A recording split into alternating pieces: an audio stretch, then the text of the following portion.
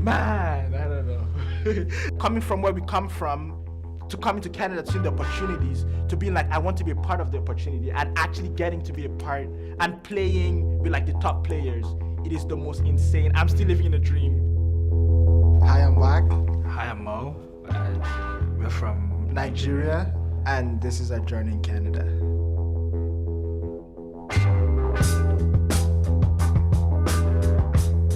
We arrived in May of 2015.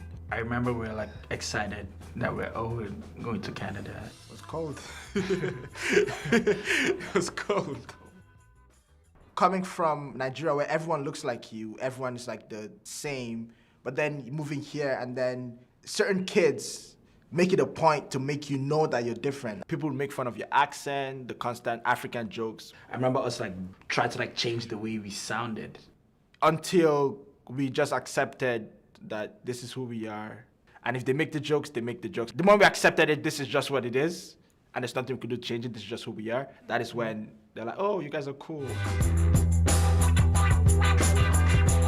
In grade 10, my cousin got a camera for her birthday, and we would go and just shoot these silly little photos that were fun to like shoot, and we post them on our Instagram.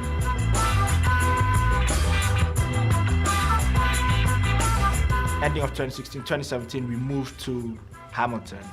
What we used to do, taking photos or studying and researching about fashion, was the only thing that kept us going.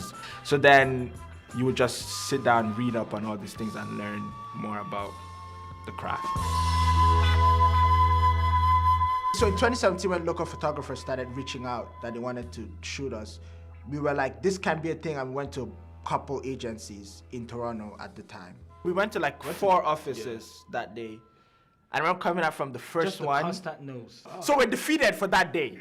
If you could keep doing it and because practice, the more you do it, the more you get better at it. Practice makes perfect. I would say we picked that up from my mom, doing so many things, and just things would fail, but she would keep going. And I feel like just seeing that, as a kid, you just pick up on that.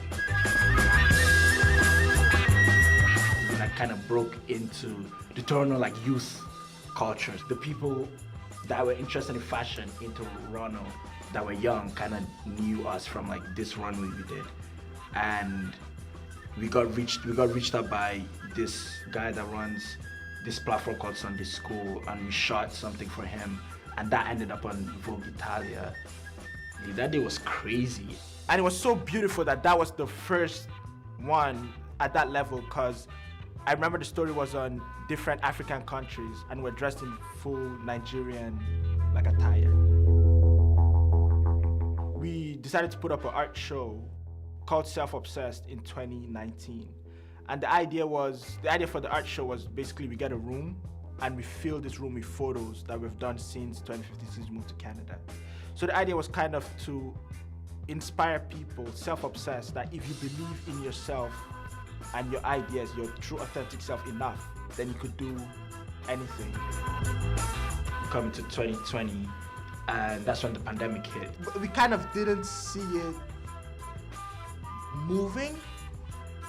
The photographer posted the behind the scenes from the shoot, and then an agent reached out. I remember the day, September 24th. Clearly, September 24th, 2020. I remember the day going up to the billboard, going there to see a 70-feet photo of my face. Seeing it that size is still like, I think to me, mind-boggling. One of the photos from that shoot is at the AGO also. We're always into music, art, drawing. Like, this was just stuff that was natural and fun to us, and really thankful to my parents for like letting us be able to explore. My whole family's back. One of them was like, oh, like she wants to do like photography now. Like the other one's like, oh, like she wants to be like into like art. And I feel like with us, we have kind of broadened the perspective where it's just like this is possible. Because we were there with them, so they're like, oh, like if they're doing it, then we're doing it too. So it's very beautiful. And to me, that's I've won.